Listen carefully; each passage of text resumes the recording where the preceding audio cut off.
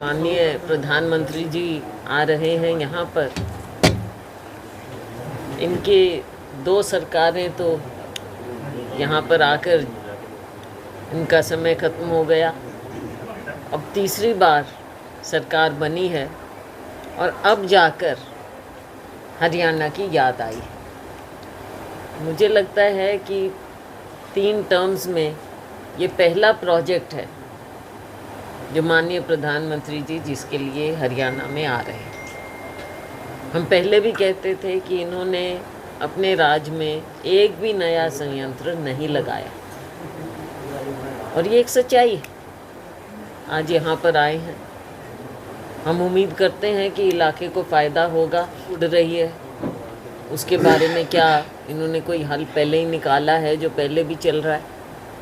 वैसे प्रदूषण की बात करते हैं, जमुना जी को साफ़ करने की बात, घग्गर नदी को साफ़ करने की बात, जो इतना प्रदूषण चारों ओर हमारे जो जल के स्रोत हैं उनमें इतना प्रदूषण हो रहा है, उसके लिए क्या कर रहे हैं। तो बहुत बढ़िया हमारा इंडस्ट्रियल क्षेत्र रहा है, लेकिन इसको सही ढंग से डील नहीं किया गया।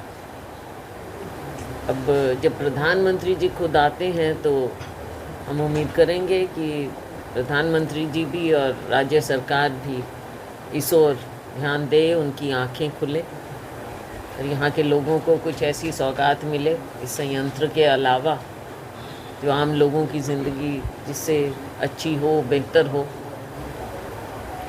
तो लोकल बातें हैं, सफाई की बात है, लोगों की जो आम लोगों की ज़िंदगी बेहतर करने की बात है, लोगों के रोज़गार की बात है, उन सब की ओर ध्यान दिया जाए।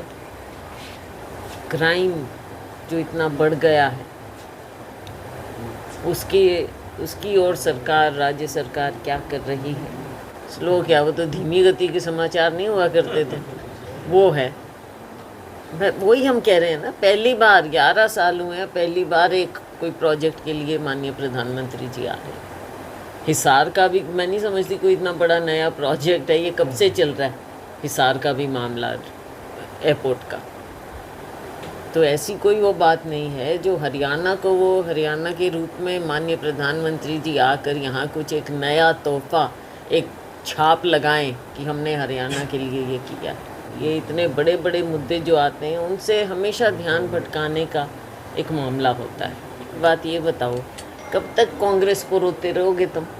अभी तो तुमको राज दिया है, तुम अपनी बात कर लो, अपनी बात कर लो। कांग्रेस का राज जब था तो भाई बातें उठती थी। अब तुम्हारे को राज मिल गया, अब तीसरी बार लिया है तुमने, जैसे भी लिया तीसरी बार लिया है, तुम अपना जवाब तो दे दो। कांग्रेस का तब कांग्रेस के टाइम में ये हुआ, कांग्रेस के टाइम में वो हुआ, नेहरू जी ने ये किया, हर चीज़ के कोई दोषी है तो वो नेहरू जी हैं। उससे बाहर निकलो, उस मानसिकता से, और अपना बताओ कि आप जनता के लिए क्या कर रहे हो, क्या करने जा रहे हो। पे निकाला पक्के कांग्रेसी हैं, किसी की लाइक्स डिसलाइक्स पे वो कर दें, ऐसे थोड़ा ही पार्टी चल सकती है। पार्टी का हिस्सा हैं कि पार्टी का हिस्सा रहेंगे। और मेरी हमारे जनरल सेक्रेटरी इंचार्ज से बात हुई है, उन्होंने कहा है बिल्कुल आप कह सकते हैं कि ये पार्टी का हिस्सा है।